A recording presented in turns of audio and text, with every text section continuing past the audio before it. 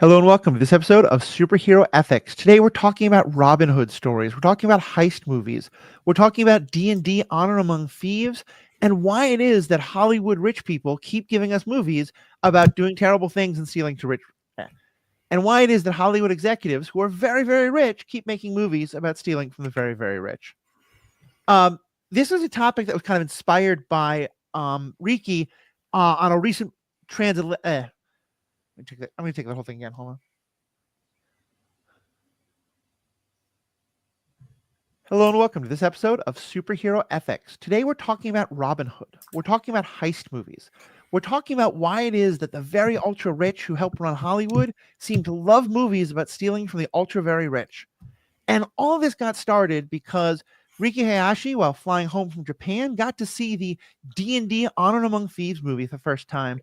And that just kicked off as we were talking about it, all kind of thoughts about stealing from the rich, giving to the poor, giving to yourself, giving to people who've been harmed by the poor, by the rich, and how all that fits together.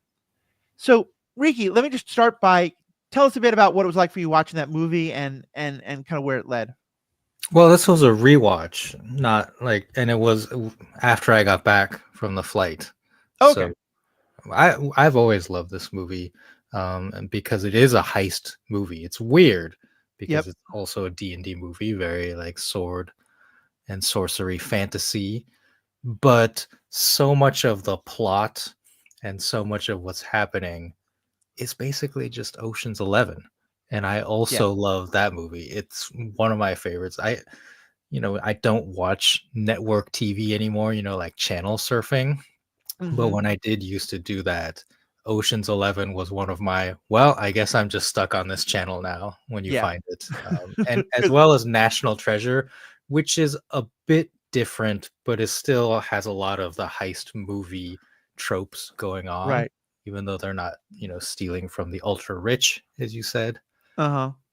So And yeah, D&D, Ocean's 11, The Italian Job, like I just love these movies. yeah. So I wanted to kind of explore what they were because we've had some heavy, to kill or not to kill Uh-huh. topics recently. And this is still stealing is wrong, but there are interesting ethics going on and it's not Right. murder. So yay. Yeah, and that's definitely one of the things we're going to talk about. And just on the D&D movie a little bit further, I do think you're right that it really does hit so many of the tropes, and not only in that they come up with a plan, but then the plan goes wrong and they have to like come up with new parts of the plan and all these things.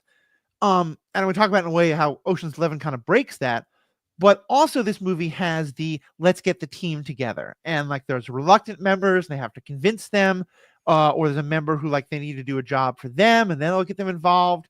There's a whole kind of side quest to go get an item that they need, very much like, if you think about in Ocean's 11 where they have to go steal the electromagnetic pulse generator or whatever the heck that thing is. Like it has all these different elements and in how it comes together, all wrapped up in a D&D package, which is a lot of fun.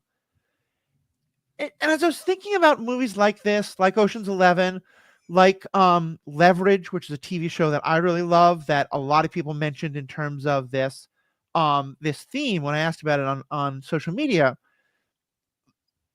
what keeps coming back to me is that these are all, I think, in some ways, version of the Robin Hood story. And so I wanted to start out by asking you, what do you think? Why do you think people, or maybe just you, love about the Robin Hood story? That idea of steal from the rich, give to the poor. Well, I mean, that is the phrase. Yep. Right, for Robin Hood, and I was trying to find out, like, where that phrase started, and it's not really clear, Uh like, huh. what the originator is, but at this point, it just is Robin Hood. Right.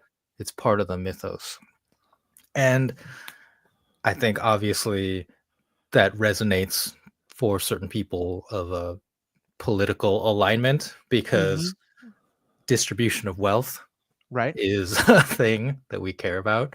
And especially like as we get into like late stage capitalism, like the wealth gap keeps getting bigger and bigger. Right. So Robin Hood is a story from like the 13th century, I think, is the Mm-hmm. original. If there was a real person, like that's when we think it was. Um, and like the stories start to get popular, I think, around the 15 and 1600s. So this is Right. really old. Yeah. right? And yet we're still talking about this kind of thing. Of course, back then, like it was feudalism. It was literally lords Mhm. who often like just owned people like slaves and serfs. So I think like that is always going to resonate as long as there is a wealth gap or an inequality Yeah. amongst classes. Yeah, I think you're really right. And just a quick thing, you're probably right about when the story starts originating. The story is told as though it happens in the late 12th century because it's Okay. happening during the time of Richard the Lionheart and him being imprisoned in a way, and when King John is ruling. That lousy, I should have had the line, but King John the phony King John the phony King of England, as the great song will remind us. And yeah, I think it really resonates because of that idea of, I think people like it's fun to tell stories about outlaws, and especially there's a kind of like danger to it, there's a sexiness to it, but also, Robin Hood gets to give you everything because you're an outlaw because the law itself is wrong. Like so often in the Robin Hood type stories, Robin Hood itself, but also all these others we're talking about, it's not just that the person is rich, it's that the person has gotten their money, gotten their riches through illegitimate means. They're taxing the poor far too hard, or they're, stealing from people in ways, or exploiting things in some ways. And like, depending on how left you are, and I'm certainly heading in that direction, um, it's easy to sort of see it as like, oh, okay, so anyone who's rich really should be a target of Robin Hood.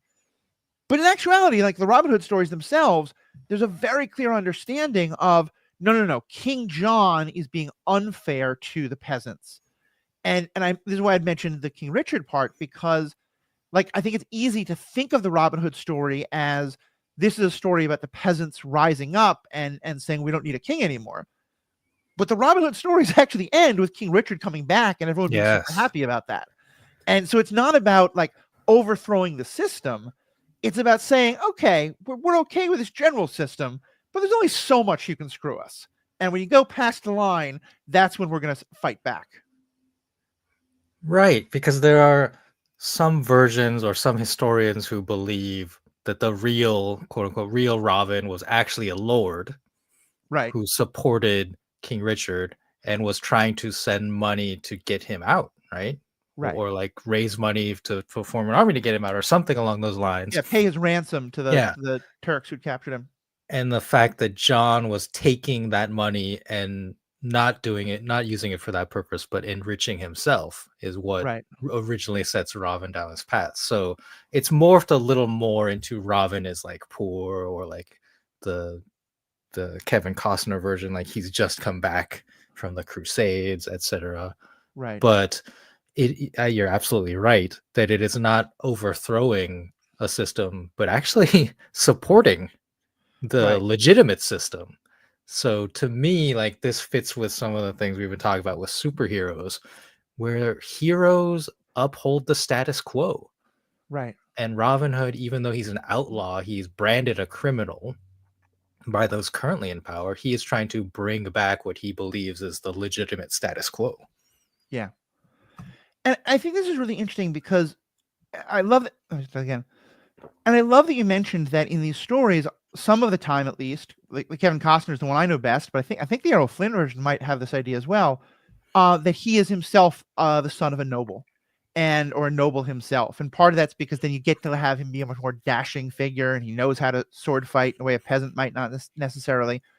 But I think also it's an important part of the story because it's this idea that someone among the ruling class can be outraged at how that they can be a class traitor, that someone can recognize that their comfort is coming from the abuse of the common people, and they want to shift sides because of that. And I think that's a common theme in a lot of these stories. But the one that comes to mind for me first is Zorro, which is again kind of a myth. I think we know who wrote it originally, but I'm not sure about that. But it's a myth that comes out of when California was owned by Spain, and Zorro is famously a noble himself who recognizes that the peasants of California are being treated terribly, And so he starts doing the Robin Hood thing of stealing from the rich and taking down the rich in order to give to the poor. Yeah. And of course, you get Green Arrow, Oliver Queen, Yep. who is literally, just comic book Robin Hood, is actually a billionaire owner of like Queen Industries or whatever it's called.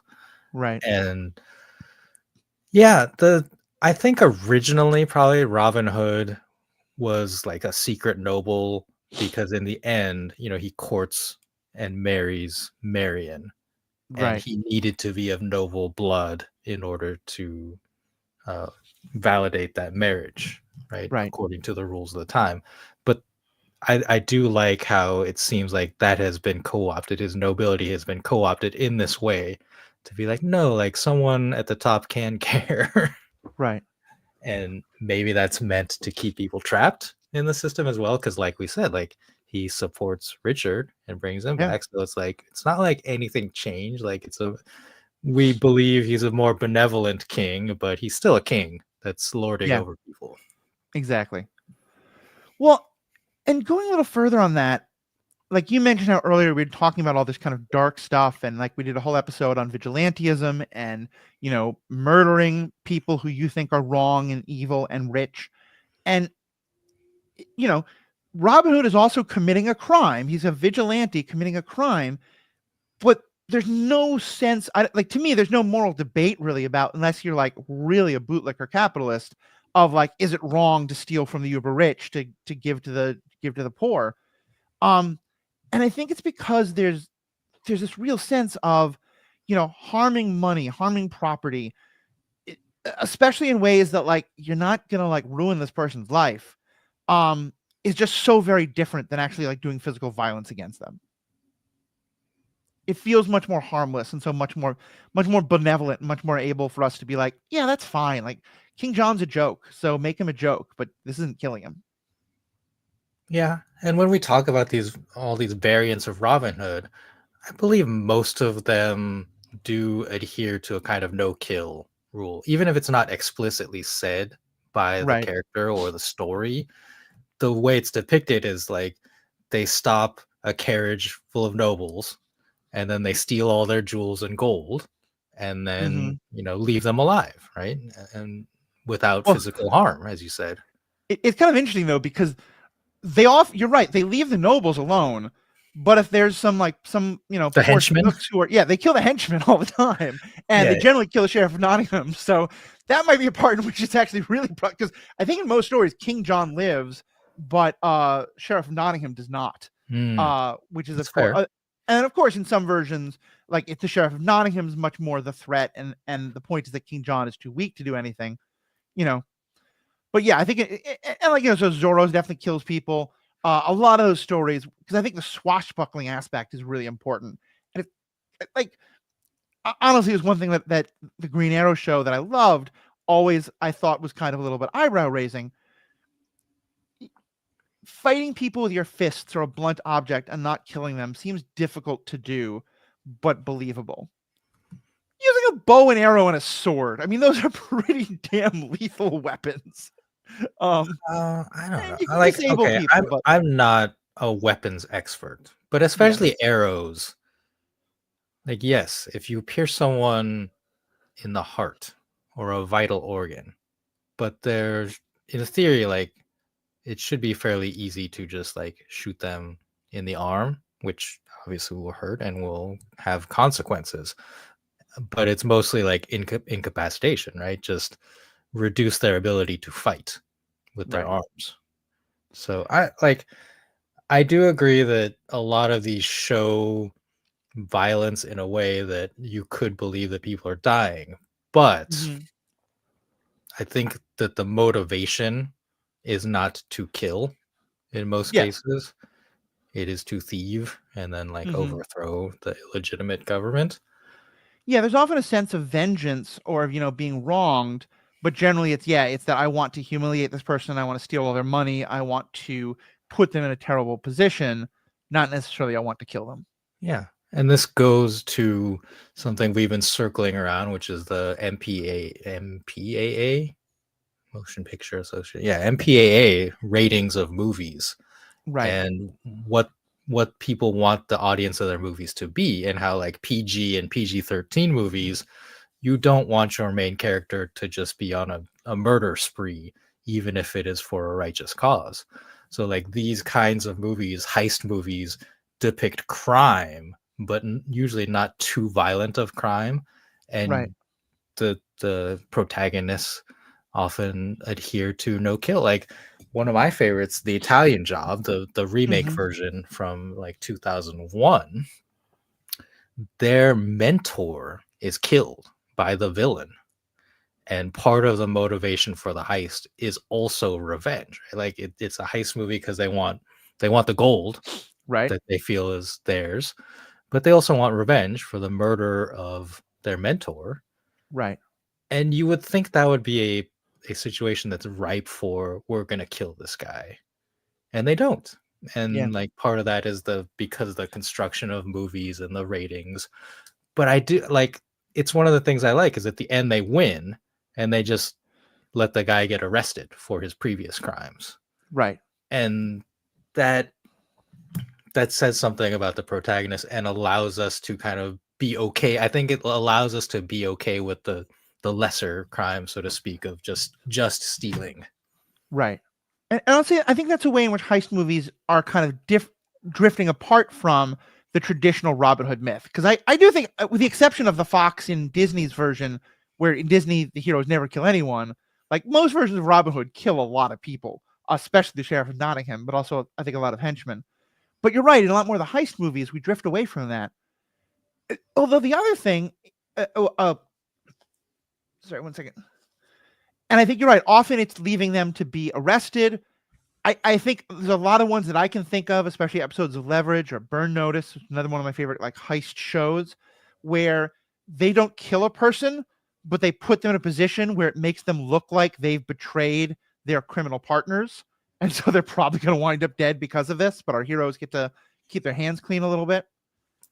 But of course, with a lot of the heist movies, we keep the steal from the rich part, but like Johnny Ocean is not taking all the money he steals and giving it away. Neither of the folks I think in The Italian Job, or like often it's maybe to like you steal the money to help like your family or to help like your buddy who was killed, their family, or just you and your family who are like all pretty destitute for one reason or another. So there's still Yeah. some sense of justice, but it has gone away from the like Johnny Ocean gets very rich by stealing all of that until he loses it again in the following movies, and et cetera, et cetera. And a lot of the heist movies are similar. Do you think there's something interesting about the fact that, like, a lot of times we kind of let go of the give to the poor part, but still, because people are stealing from the rich, we still love them just as much? Yeah. First off, it's Danny Ocean. Danny, okay, thank you. I was saying Johnny, it didn't sound right. Um, yeah, this was the thing that stood out in the D&D Honor Among Thieves movie, is Right, that they steal all the stuff and do redistribute it. And interestingly, they do so as a specific plot point, right, and it is called out by the paladin character. right, He's like, "Well, I can't help you, like, if you're just gonna keep all of that yourself. Like, you have to promise me that you're gonna give it back to the people of the city." And he makes right, the main character promise that. And he even like doesn't want to, but then they have to use it as a plot point. right. So Because they that was very interesting that they go back to the Robin Hood and use it that right, way. right, and yeah, it's sort of more a victim of circumstance. It's uh another kind of interesting version of this is if for people who remember the TV show Firefly, uh, I forget if the episode is called "The Man They Called Jane" or Janesville, but Oh yeah, the hero of Canton. Hero of Canton, the man they called Jane, and in that one of the characters who we've known to be pretty much a scumbag, he's your buddy as long as you're keeping him paid, but he's willing to betray you. There's a town where they all think of him literally as a Robin Hood who stole from the rich and then threw this bag of money out to the poor. And we learned that like he was trying to fly away and his ship was damaged and he had to get rid of weight, and so he had to Mhm. throw away the gold so he could escape. And I always thought that's kind of a fun take on it, where he checks the box of the altruistic act, but it wasn't altruistic in the slightest. It just has that effect at the end. Um, because the D and D movie does have that Robin Hood thing, but like I don't think the Ocean's one do. I don't the Fast and the Furious movies often wind up becoming heist movies. They're heists that involve an awful lot of fancy driving, but they're still basically heist movies. Yeah, Um, Fast 5, which is the best one in the franchise. No mhm, arguments from anyone. Fast 5 is literally a heist movie, like the way it's constructed. I think yeah, that too is one of my favorites, and it's interesting because, well, okay, let's talk about the whole giving back right. problem or issue, because yeah, Ocean's 11, they steal from a casino owner, and you can make arguments about casinos and gambling and the legitimacy, but it's legal. Like Right. his fortune has been obtained legally, even if you might take issue with some of what's going on.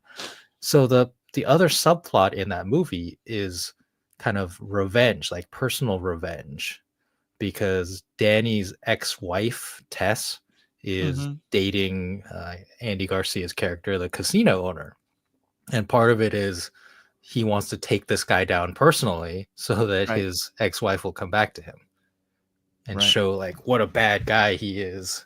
Mhm. So there are often like these personal stakes in the Italian Job, as I mentioned, like they want revenge for murder. Right. And again, like that's a case where they haven't necessarily the bad guy hasn't necessarily taken from people, like, Mhm. or stolen from people, so there's not this subplot of like stealing back and giving back. So Right. yeah, the hero's often just like, well, I guess this is mine now. Yeah, And often there's a sense of I'm sorry, go on. no, that was the end of my point. It's Yeah. just like, if it's been stolen, if the money's been stolen, there's a give back that Mhm. money element. But sometimes these people are just like rich for some reason. Right. Yeah, in terms it's kind of like because I think part of the idea is that the Andy Garcia character, who forgive me, I can't remember his name. I just said because yeah, I think like in the Ocean's movie, like that casino owner, like he clearly has done a lot of kind of unsavory business practices and is very much kind of like destroying the kind of like classiness of the old Vegas that they all hold on to. But it's more just like kind of like the evils of gentrification versus the evils of like outright theft and things like that. And in the TV show Leverage, which I really love, um, a lot of the times they're not necessarily stealing for themselves. They do like get something from it and they do get paid well, but generally it's, like someone got rich in part by screwing people over, and so they're going to steal the money and give it to this very specific group that they stole over, or to like, and sometimes it's even like, you know, one child should have gotten the family inheritance but didn't, and so they're helping like one rich person get the money back from another rich person. um Generally it isn't that, but I think there's always some sense of like there's an injustice to be fixed, and some people who should have this money who don't, or who should have some sort of restitution for the terrible things that the company did. Like a lot of times it's a company where like someone died of unsafe practices or something like that, and then it got covered up, and so they're helping the victim's family or things like that. Yeah. Terry Benedict is the name of Terry Benedict, thank you. the casino owner. And I think this is a good way to seg into the team aspect, because part Mhm. of the reason that Ocean is able to put together this team is because the target is Terry Benedict. Like he goes around and like people have gripes against Yeah, him. Like, this guy wronged me. Like, made lot absolutely, I he's hope made lots of you enemies. get revenge. Yeah. And so yeah, like the phrase "I'm putting together a team," I think maybe originated with Ocean's 11. Mhm. Not 100% on that, but it has become part of this trope, a part of this mythos of the heist movie, is that you Right. have to put together a team, and it's often lampooned. The phrase itself is often lampooned. Mhm. And I like it because to me it's like the same as the Avengers. This is the crime Avengers, right? Where you have to put together a team in order to fight the big bad. Uh-huh. And each of them brings something unique to the table. in the same way as the Avengers. Like it's different because the Avengers have like this fighting ability, unique fighting abilities. But Mhm. for heist movies, you have to have the safecracker character. Right. In Ocean's 11, they need the acrobat character to inside the vault to do all the things and get past the sensors. Right. The And grease man, as they call it. you need various kinds of con men to play particular roles in the scenarios. And I think that to me is what makes Ocean's 11 so endearing and has become like this archetype for these movies, the modern versions of the heist movies, is it's fun. It makes it Yeah. fun to like meet these characters, and even though some of them end up being like one note, like you are the X for this movie, Mhm. and you don't get as much character development, it's still like it often gives you a chance to get to know them as they interact. Right. And I enjoy that about this. Like Fast and the Furious has ended up in the same place. Like the franchise starts as just like they all drive cars, right? Right. But as the series has gone on and they've added characters onto this team, they Mhm. all kind of have specialties now. Yeah. It has been very interesting to watch that develop over time. I mean, long, long ago, this podcast did a series of episodes about the Fast and Furious movies. We might revisit them at some point. And I agree with you that Fast Five is one of the absolute best. I also think it's when the first Fast and the Furious series ends and the second begins, because really those movies take on a very different character.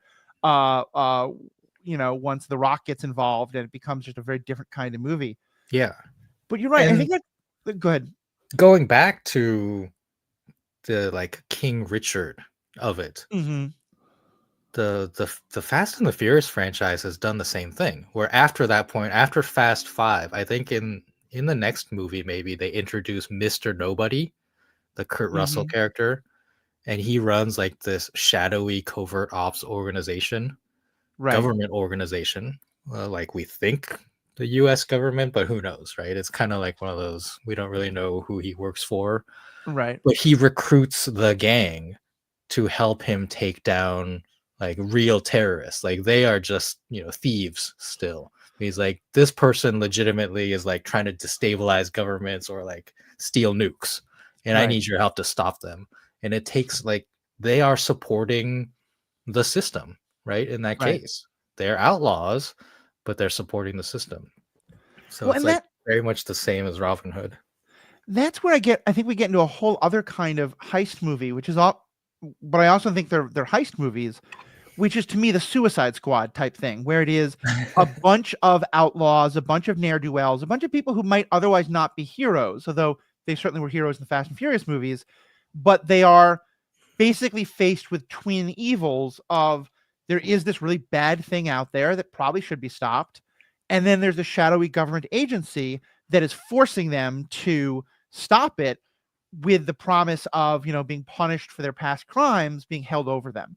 And sometimes you're right, it just becomes they're made into tools of the system.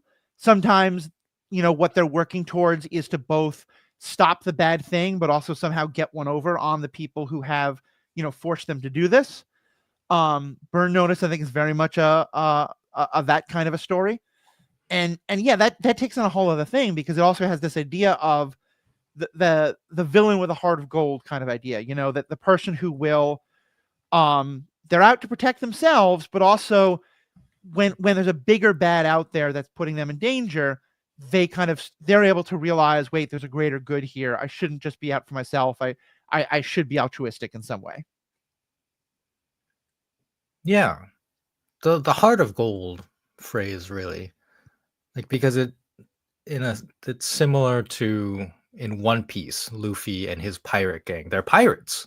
They're Right. outlaws, they're criminals, they steal, but they steal from the rich, like again Robin Hood.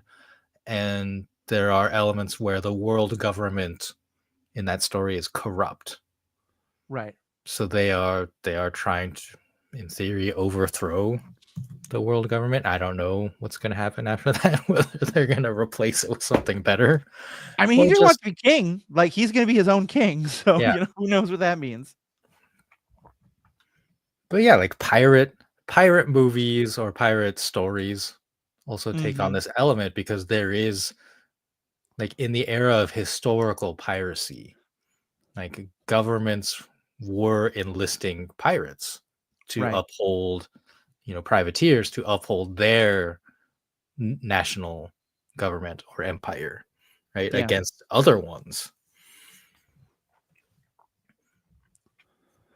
No, I think it's really true, and yeah, I hadn't even thought of it. All the pirate movies often fall into this kind of idea. Jack Sparrow is clearly, an outlaw and a criminal, but there's this idea that he's been wronged, and he clearly only wants the gold to, help himself. He wants to enrich himself, but he learns to care about others, sort of.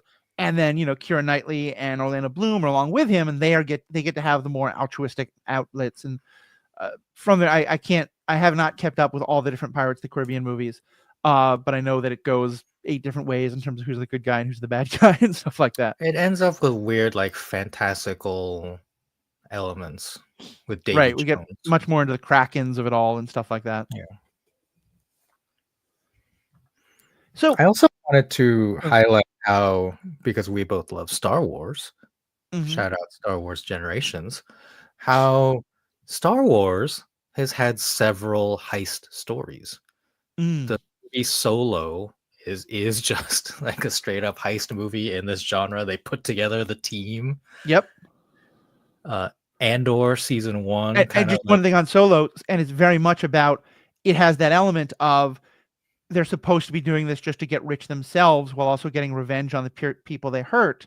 But then by the end of that movie, they come across a whole group of people who have been hurt by this and who are also trying to do noble work of fighting back. And they enrich those people instead of themselves. yeah. Han gives that's not the money. What is it called? Coaxium. He gives the coaxium to Uh Emphas huh. Nest, who Right. is a proto rebellion entity.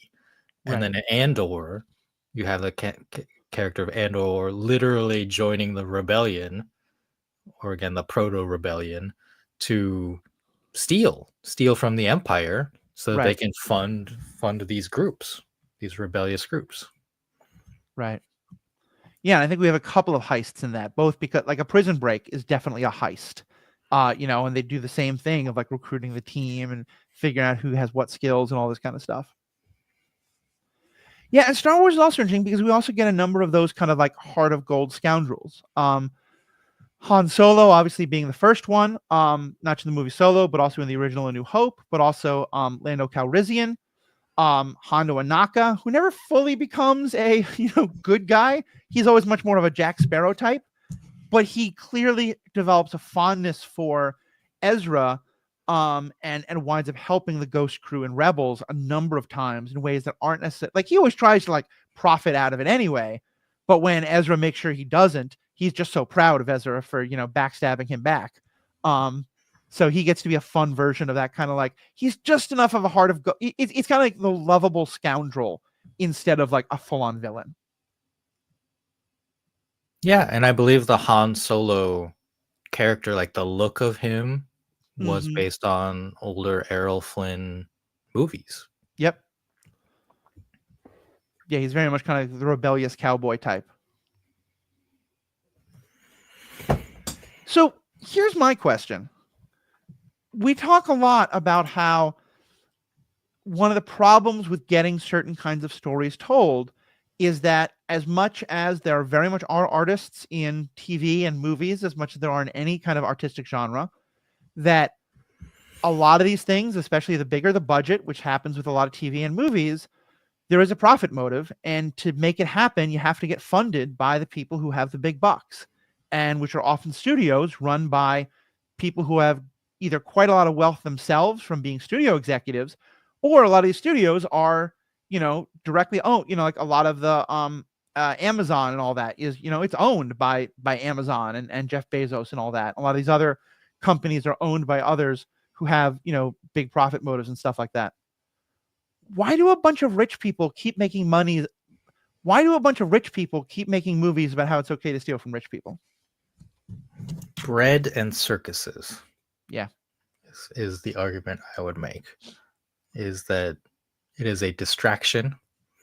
It is Mm-hmm. entertainment for the masses, in order to keep them pacified. Yeah, And say, hey, like you can enjoy your heist movies, just don't steal from me. Don't pay attention to how I am enriching myself in right. ways that perhaps are legal, but are certainly unethical in a lot of ways. Yeah, and I think that goes all the way back to, because part of what got me thinking about this was wondering, like, why was this Robin Hood story not like stamped out, hundreds and hundreds of years ago? Since the story about peasants rising up against their king, or at least their sheriff, their authority, and they realized no, the King Richard of it all, the whole point of it is that they're rising up against an illegal, unjust authority, but that they end under a just authority, but still under a king. And I think in the same way, I think that is part of why we don't get as many like I'm literally stealing from the rich to make things better for the poor, because it's not, I think now we have a better understanding of like just giving certain people money, making other people rich doesn't actually fix the systems at all, you know? But one of my favorite heist movies, oh God, hold on. I need to remember this for 1 second. I need to look up because I can't remember the name of it. Do you remember a movie where Matt Damon is in this world of like robots and all the rich people live up on these space platforms where they have free healthcare? Yeah, Elysium. Elysium, thank you. Okay. Like one of my favorite of these movies is a movie called Elysium, in which it's a futuristic world where only the rich people get healthcare, among other things. And the big ending of it is that Matt Damon kind of like cracks the computer code so that these robots that go around giving healthcare are now going to give it to everybody. And like that's a clear, like, he has made the system different in a way. And I think it's not really a heist movie in the same way. It's an action movie. It's a sci-fi movie. But I'm thinking about it. Most of these heist movies, I think, there's very little of that. It's much more often we're going to get rid of this executive, we're going to get rid of this rich person, and make someone else rich, or a couple other, or at least a Or couple other bring back people. the old one. Yeah. Even in D&D, Honor Among Thieves, they get rid of Lord Fitzwilliams, the Hugh Mm-hmm. Grant character who has become Lord of Neverwinter, again through illegitimate means, through sorcery. And at the Right. end of the movie, in like the post, not post credits, but in the summary at the end, they're like, and then like once the evil sorcerer was gone, the legitimate Lord Neverwinter reawoke from his slumber Oh, and like you're right. returned to power. Yeah, it's literally just getting back to the status quo. Yeah. So like they did give gold back to the citizens, but then things return to normal. And again, we are led to imply that normal is okay for these Right. people. But it's still like, if you think about it from a modern perspective, it's like, well, he's still the Lord. And like, what Yeah. does that mean? Like, did you elect him? Actually, I Yeah. think they do mention that there were elections because Fitzwilliams says like the sorcerer helped him get elected, I think. Right. But I think it's meant to be like there's a council of nobles who Yeah. elects him, not that it's like the people themselves by any means. Yeah, you're right. It's one more of these where the end result is that we keep the status quo instead of actually trying to do real change. And none of this is to say, like, I think it may sound like we're kind of crapping on these movies and being like, oh no, they're not really revolutionary at all. And to some extent, I think that's true. Like, I don't think, you know, many people want, like, I think there is media out there that is incredibly like helps people see injustice and leads to new changes and things like that. I love Bob Dylan because I know like his effect on the, him and Joan Baez and so many others on the anti-war movements. And um I just finished the newest Hunger Games book, which feels very much aimed at this exact moment. I really hope it's going to open some people's eyes. Quick note, I got to enjoy that. Actually, no, I'll take that out. Um, and I'm saying that I don't think heist movies necessarily are that, but they certainly can be. And I think like Leverage definitely like pushed the bounds of that a lot more than I think a lot of these movies do. I think that there's others out there as well that are kind of, trying to push a little bit more towards not just being about let's let someone else get rich and sort of have a fun moment of the rich man gets embarrassed and loses all his money, but we're actually more about, like, hey, how can we actually change the system? How can we make things better? Yeah.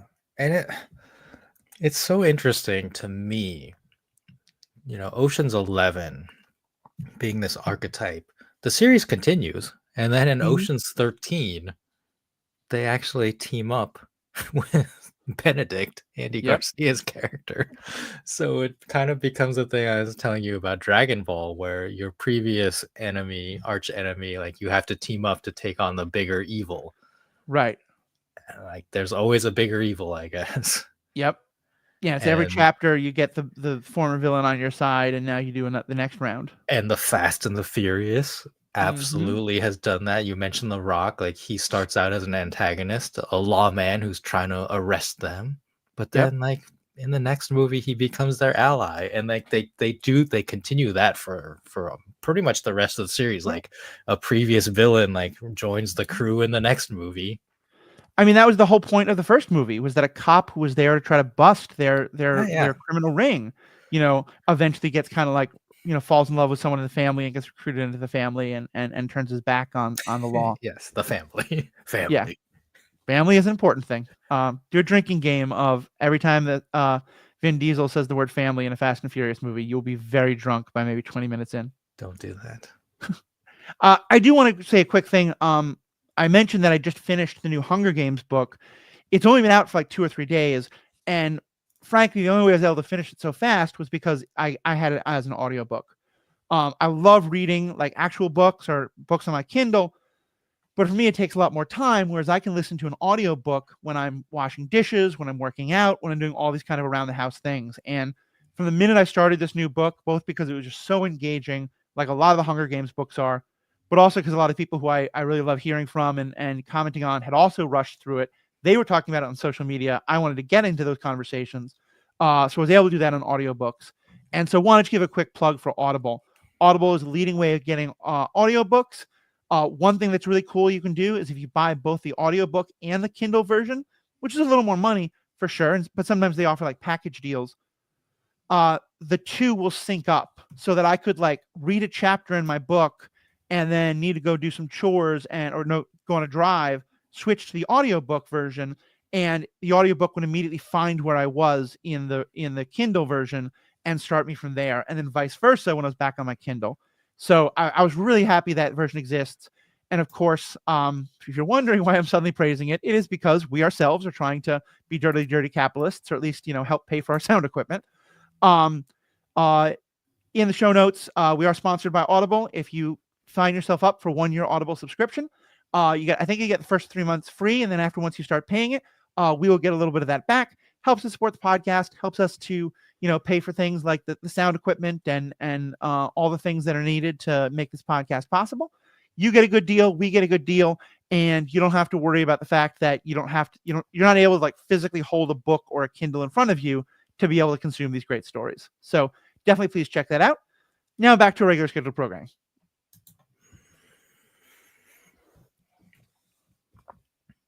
So one of the things that I kind of came across in this discussion was the use of the name Robin Hood in Mm, modern culture.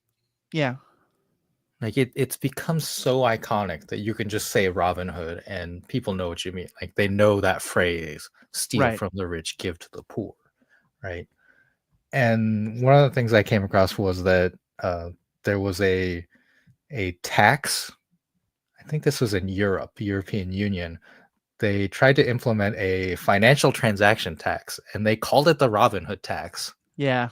and had marketing around this. And I just find that fascinating. And they even have like the logo for this. It's Hmm. green because Yep. green is the color associated with them. And there's an arrow. There's an arrow going through it. So like they're just full on leaning into this Uh-huh. Robin Hood and Yeah. using it as part of this marketing. And I don't know if it's ever officially part of their programs, but that idea of a Robin Hood tax was certainly discussed by both Elizabeth Warren and Bernie Sanders as part of their presidential campaigns. And I'm so glad you were able to mention that version because I think that Robin Hood is so part of our culture that it also goes all the way to the other end. Because for those who engage in cyber currency stuff, Bitcoin and all that, one of the leading providers of it out there is Yes. It's like robinhood.com or Robinhood Bank or something like that. And the more we learn about crypto and I think they're very much presenting it as, here's a way that you peasants can become rich, that we the poor can become rich quickly, without necessarily stealing it from anybody, but that somehow the money is just generated. And as of course it's turned out, like I think there's some. I'm not as like virulently anti-crypto as most people are. Let's take that back. Like, well, I think there are, we can paint with a bit of a broad brush of all crypto. There's certainly an awful lot of it that is Ponzi schemes, and that is basically ways of like defrauding people out of money. And so the idea of something that is like quite likely a lot of money going from the poor to the rich being under this name of Robin Hood, it was just like, wow, that's, this term really can mean anything these days. Yeah, like if you have the marketing and you just like stamp Robinhood on something, you that's what they're doing, right? They're using the name and the mythos to present a certain image. Right. And obviously, like to some degree it works. And if you think about it, to some degree it doesn't. But I think it's more effective than just calling your company like crypto exchange or something, which is descriptive but like meaningless in a certain Yeah. sense. And calling your company Robinhood is I hate it, but it's brilliant marketing. Yeah. In It the really same is. way that this financial currency tax, like the Robinhood tax, like you Mhm. immediately have an association and know what they're getting at. Right. And sometimes that's all you need. Like I haven't like dug into all of the details of the tax. Like in theory, like I Mhm. like it, but just a surface reading. But it's hard to say, like with all of these government things, like whether it's being done properly and where's that money going to go, et cetera, right? So by using that association, you can kind of like get past stage one of people's defense mechanisms. Right. Well, But and we even like still go ahead, go we ahead. we mentioned the TV show Arrow, you know, the word Robin I don't think is ever used to describe that character, but he's described as the Green Arrow, the Green Hood, and like the just linking the idea of the hood, the arrow, and green together. Yes. And you don't need like, when I then found that he was someone who was trying to mostly hurt the rich people because they had hurt the poor people, like I was not surprised in the slightest. I was like, yeah, of course, this is a version of the Green Arrow story, of the Robin Hood story. That's pretty clear. Yeah. Well, And on that show, he's much more violent than most other depictions of Robin Hood, I think. again, I'm going to challenge you on that. Other than the Fox Disney one, not Fox the broadcasting company, but the literal Fox Robin Hood. What's a version of Robin Hood where he doesn't kill a lot of henchmen? I mean, okay. So the most iconic to me is the Kevin Costner Prince of Thieves. That hurts And my soul, but you may be right. Yes. I mean, that's just my generation. Like, Uh huh. and in that movie, I if you rewatch it, I don't know how many people die, like literally die. Right. Like he certainly shoots lots of arrows and there's lots of sword fighting, but how much of it is lethal? I don't know. Get the dead meat channel to do Mm-hmm. a kill count on it. Right. Yeah, I'm just taking a quick look. He definitely kills the sheriff of Nottingham. His partner Azim kills the witch Mortiana. Um, Right. So those are the primary antagonists. I forgot there court was a witch. Wow. according to his website, All Out of Bubblegum, which does studies and this kind of stuff, he kills 16 people, and Okay. Azim kills 13. So Fair enough. I'm not sure I want to watch it again, although there's a lot of good parts to it. To be sure, the Alan Rickman as a sheriff of Nottingham is just absolutely brilliant casting. Um, but yeah, but either way, I see what you mean. He definitely does like let a lot of nobles live. Yeah, and just like talking about the show Arrow. Uh huh. When I say violent, I just like that came up in this era of like post Batman Yep. superhero genre where everything superhero kind of got like darker and grittier and more violent and more visceral. Yeah. And so like again, it's a TV show, so I don't know how much actual murder or like killing is depicted, but he is like more personally violent, I felt. Right. In the first season, he kills a number of people, and then he tries to adopt a no-kill rule in the second Yeah. season, and then that comes up a lot as an issue All for right. him. So, well, this has been a fun discussion. I think as our bonus content for members, we're going to spend a few minutes talking about our favorite versions of Robin Hood.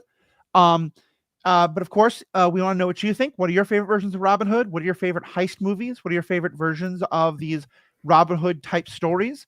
All the ways to contact us are in the show notes. And there's also, as I said, the way to get an Audible subscription, or of course, just to become a member. As a member, you get $5 a month, $55 a year. You get free content at the end of most of our episodes. You get full free episodes once a month. We just did one on the topic of literally of this, of violence and non-lethal violence or less lethal violence, and both the ethics and the practicality of all of that. And you get ad-free content, and of course you just get to help us keep the lights on, which is a huge help, and hopefully makes you know that you're part of helping get these podcasts made. So please think about becoming a member. For everybody else, thank you so much, and we have spoken.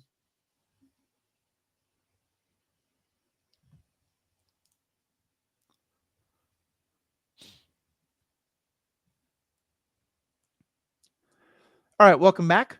So, putting aside the kind of like Robin Hood type stories, in terms of things that literally have Robin Hood in the name in some way, how many have you seen? You said putting aside?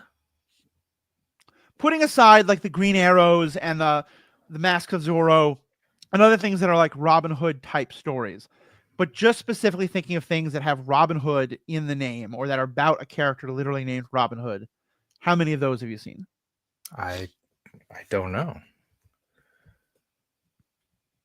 2 or 3, maybe. Because for me, it's 4. It's the Disney version, the Kevin Costner version that you mentioned, Yeah.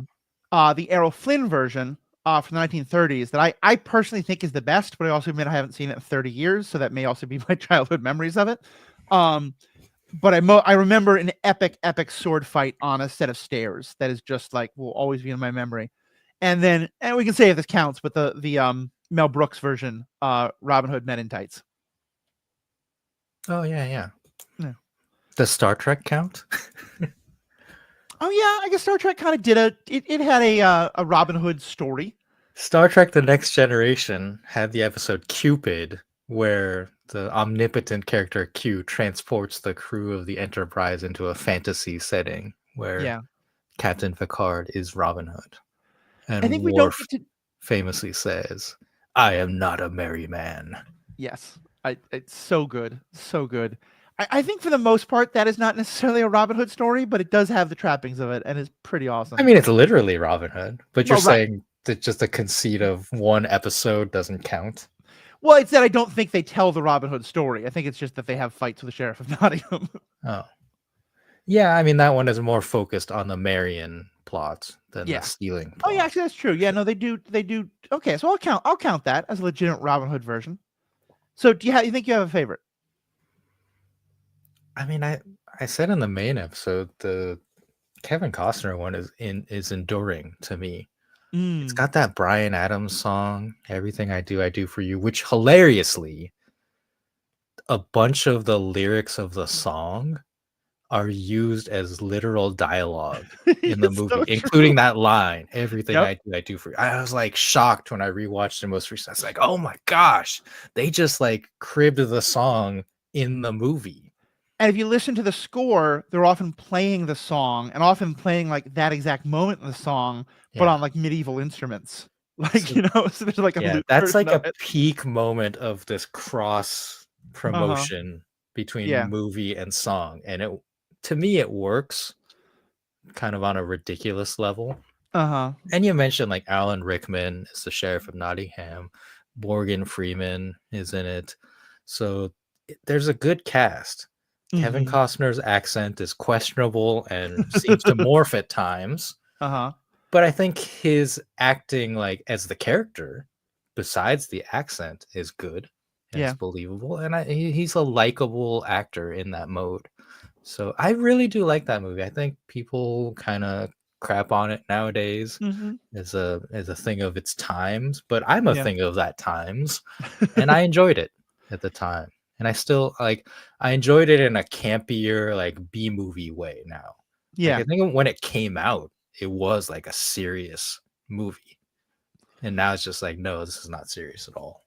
Yeah, I think one other cast member I'll mention because I also saw it at around when it came out as a young kid, and I had a huge crush on her. Was Mary Elizabeth Mastrantonio, whose name I also remember because it's such a great name.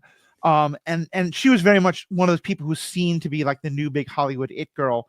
I think did a couple of other movies, but didn't really have her career take off. But she plays Maid Marian. I, I think that's the biggest thing about it is like I definitely enjoy it as a B movie. I do feel like it's trying to take itself way too seriously than it is. Um, but I remember it being like the big like MTV movie because all the big stars were in it. Mm. Um, oh God, why can't I remember his name? Christian Slater is in it playing Will Scarlet. Oh yeah. Um, Wow. it's just a very fun, silly movie. I think though, for me, perhaps part of why it does not hold up that well is that, as I said, I saw as a kid the Errol Flynn version, which is Mhm. just very much kind of like the old Hollywood epics of the 1930s.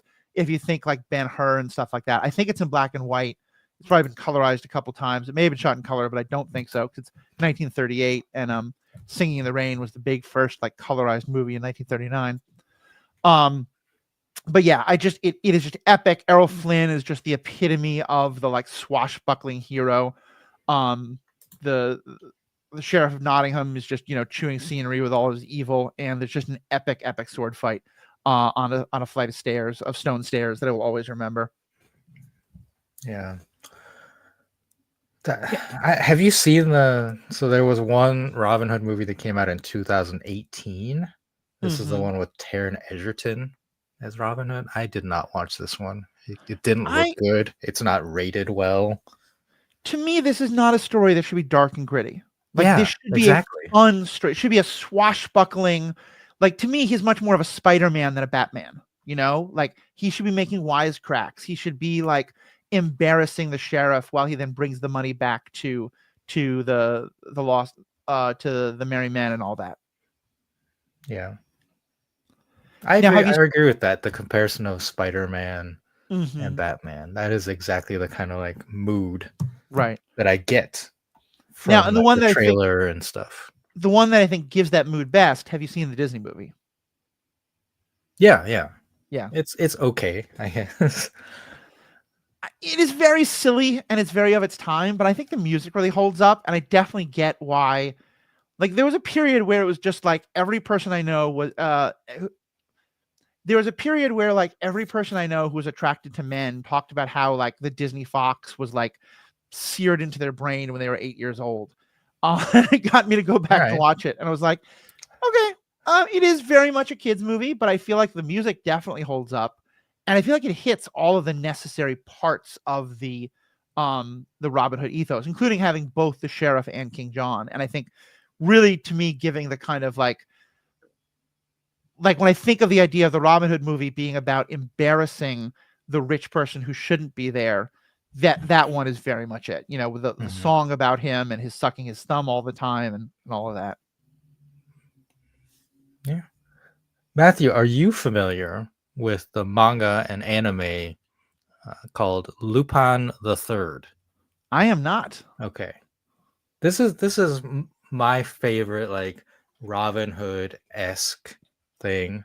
So Arsène Lupin is a French character from like the Hmm. early 20th century, I believe, and he is like a master thief, like a gentlemanly master thief. And in the 60s, a mangaka, a cartoonist, created the character Lupin the Third, who is presumably his grandson, who is Hmm. also a thief, and he goes on adventures of thieving and has a team of two like main sidekicks and then a woman who is kind of like associated with them and is sometimes like against them, but Hmm. like she does her own thing and like is trying to kind of like outsteal them, but often ends up on their side by the end of the story. And Interesting. Okay. it's really fun. Like there's a couple of movies of it, and it was really like growing up, I loved it. I loved the characters.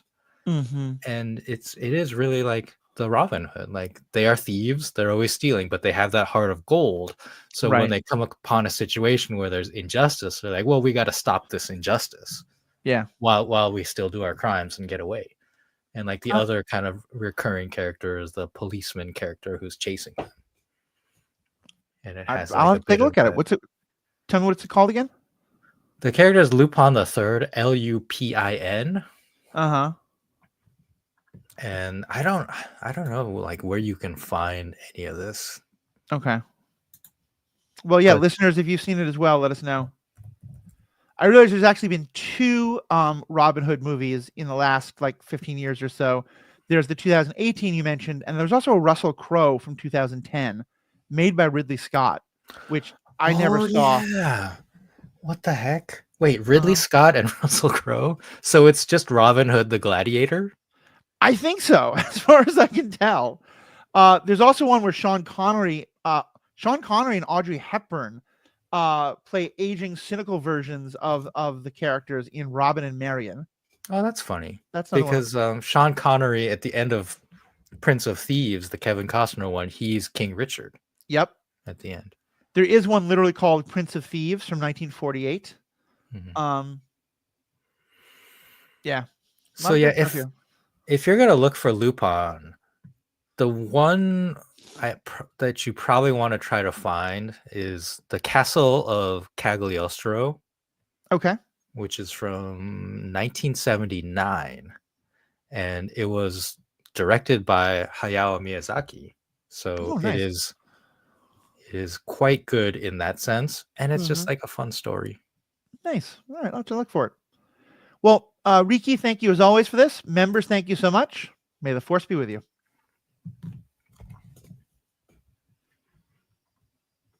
All right, I'm going to end the stream, and that will kick us out. I need to get going, but thank you so much for doing this double week, and we will talk more soon. Oh, All right. actually, so let me so I'm going to try and set up the episode on fridging with Jessica. I'm going to try and set up the episode on the Hunger Games books, and I'll keep you in that discussion. But if you can't make it, that's totally cool. And then we have a little bit of a backlog, so we're covered for a little while. And then just let's both of us think of some more topics we want to discuss. And I know you've mentioned a couple shows. If you want to put them on the list, I'll make sure I can try to watch them. And oh yeah, and Severance should be done soon, and we can talk with Rob about that one. Oh, yeah. Okay. So, all right, take care, buddy. Bye bye. Bye.